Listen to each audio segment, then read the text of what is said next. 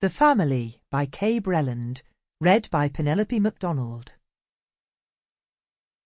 Prologue. November 1919. "Shut up making that racket, for God's sake! You're not a kid anymore!" Robert Wilde glowered at his younger brother, who was coughing tears and snot from his face, then snapped defiant eyes to a couple hovering close by.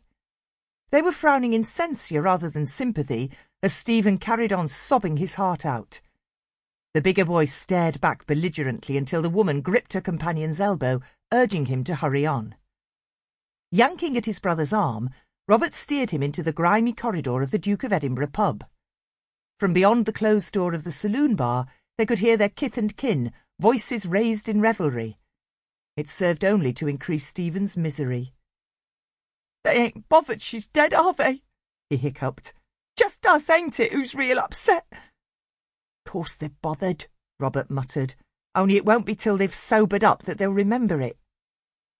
From his superior height, he cast a look at the top of his brother's wiry dark curls, glistening with droplets from the November night air. "Want a drink?" he asked, in an attempt to cheer Stephen up. "I mean a proper drink, not another sup of shandy." Stephen shook his head, then let his chin drop towards his chest. He stuffed his icy fingers into his pockets to warm them. "I'm getting one," Robert stated confidently. The door to the saloon bar was within arm's reach, but he stayed where he was. Much as he would have liked to enter and buy himself an ale, he wasn't old enough to be served. Besides, he had no money. It would have been easy enough to cadge one off somebody, but right now he couldn't stir up the cheek to do it. Hearing his name called, he raised a lethargic hand in greeting as two young women emerged from the twilight, huddled in their coats. Alice and Bethany Keever were their cousins and their friends. "Had enough in there with that rowdy lot?" Alice asked gently, putting an arm about Stevie's slumped shoulders. She offered no more words of sympathy. She and her sisters had given the boys enough support earlier that day. Having only recently lost people they loved to the Great War, the Keevers knew that pity, however well meant, should have its limits.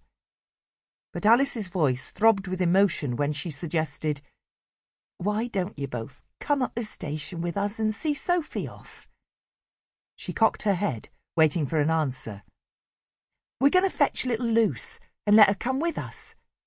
"It's way past her bedtime," she grinned, thinking how excited her 7-year-old sister would be about going out with the grown-ups so late at night. "Come on," Alice urged. "Sophie's catching a train in about half an hour." Sophie, the eldest of the Keever girls, was in service in Essex. She travelled down yesterday, but her employer was not prepared to give her more than a day's leave to see her Aunt Fran laid to rest, so she had promised to return within hours of the funeral. "Yeah, it'll give you both something to do. Take your minds off things. We can get some chips on the way back," Bethany encouraged.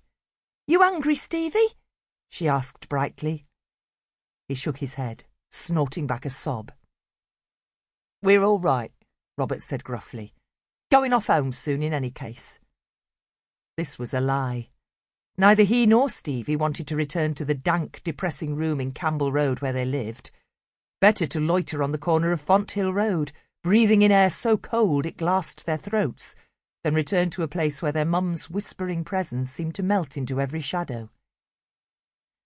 "Best be off then," Alice murmured, and the two sisters walked on arm in arm in the direction of Campbell Road, heads down against the drifting mist.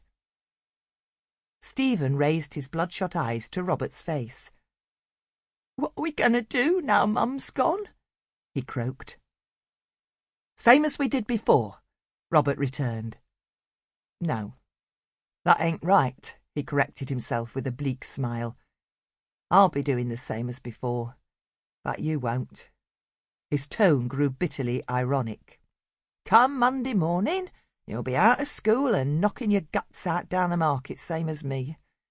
I was 13 when I started work, so it ain't going to kill you, doing the same. We're going to need every penny we can get to pay the rent and get fed now Mum's not around, so you've got to do your bit." "But I ain't 13, Stevie whimpered. "Soon will be. You're close enough."